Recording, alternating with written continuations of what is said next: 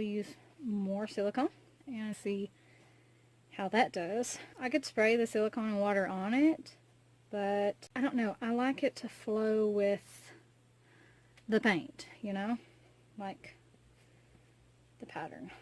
When you use the spray, you can't really control, like I couldn't swirl it this way in order to go with that swirl, you know. It's spray. I also have the dish soap and water handy, but it didn't work as well last time. What I can do though is test the paint underneath this and see how it does. So I like doing that.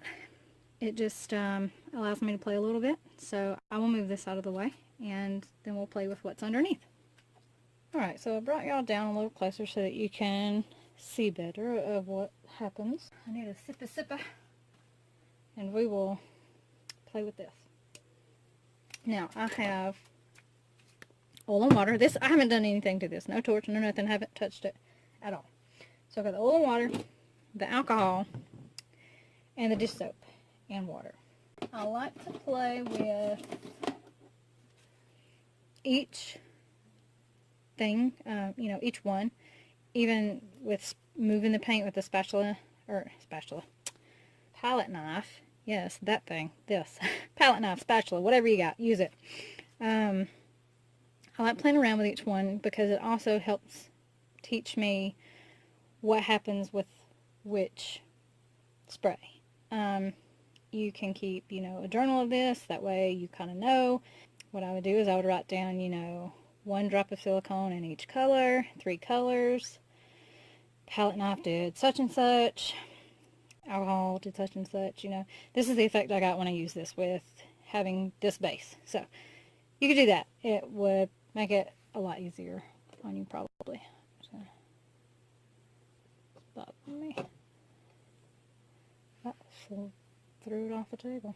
Anyway, I've got white here mostly and no white here, so I'm just going to try and pick up some white and put it over there because I need it to be everywhere where I'm testing. Or it's not going to work if you just have 2 of the colors. Alright, so now I'm just going to spread this.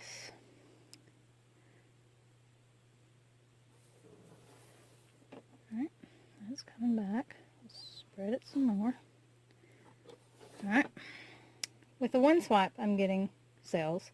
So we will use the torch and see what happens. Oh, I need some more butane.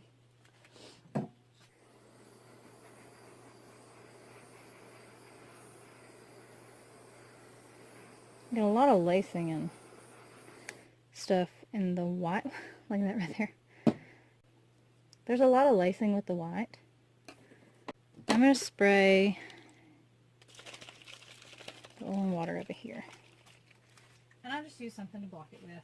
Napkin, paper towel, whatever, but I'm going to spray it here. And I spray on the paper towel, or on this, and what falls hits the painting.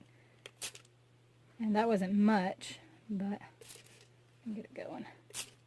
Alright. So it is definitely reacting. If you look here, we have a lot going on. And this is the oil and water. And the reason I mixed the oil into the water was because I figured it would be easier to get it off the silicone. I'm sorry, I say oil, but it's silicone oil. I thought it would be easier to get it off of the painting if I just sprayed it on top of the paint after it had kind of set for a little bit. So it does work. Maybe a little more than what you would want. We'll spray this over here. See how that does. Probably too close and too much. But this has already been torched, so you won't really get much out of it.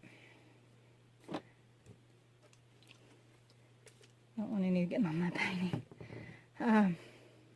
So you can see kind of what it does when you spray it on top of the paint.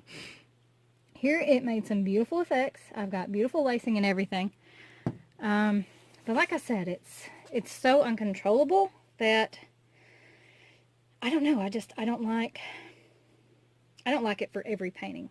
Some paintings, yes, I will use it, but not every painting. Now this is just alcohol that I have in here, and these little bottles work great. I got these little 6-ounce spray bottles for 97 cents at my Walmart. They have a very good mist spray. They are cheap, but they are good. The little travel size spray bottles, I would not recommend. But these, I love them. 97 cents, travel aisle, over by the pharmacy is where I get them from. They work great. So I'm going to spray this area here with alcohol.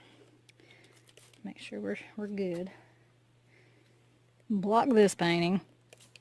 And you can see instantly it gives a reaction.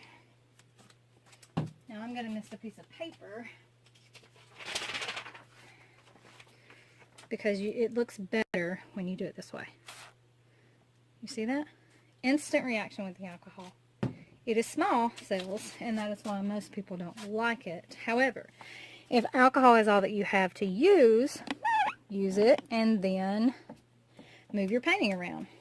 That's something that you could do. So that just kind of gives you an idea of, you know, what it does. They're tiny, tiny cells, but I like that. The oil and water gave some bigger cells, and we can swipe it. Oh man, I really want to take some pictures of that. So I'll swipe this and do alcohol again. That's just a couple of drops. Like I barely squeezed it, so I'll just do the oil over here. The silicone oil and water takes a minute to react. Alcohol, not so much. I mean, you can see what the alcohol does. It's kind of fun. But, you know, like I said, everybody needs to experiment with it themselves and see what they can get it to do. I'm going to take y'all down.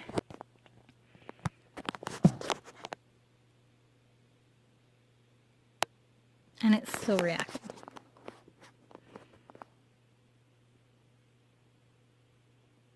It just keeps flowing. So that's a big spray of alcohol on the paint.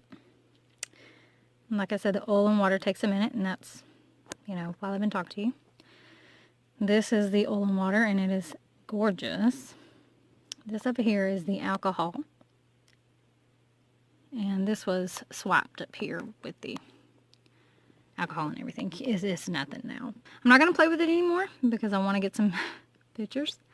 And here is the final painting. And I'll give you some close-ups of it because it's beautiful. I think that's really cool. That's probably my favorite part.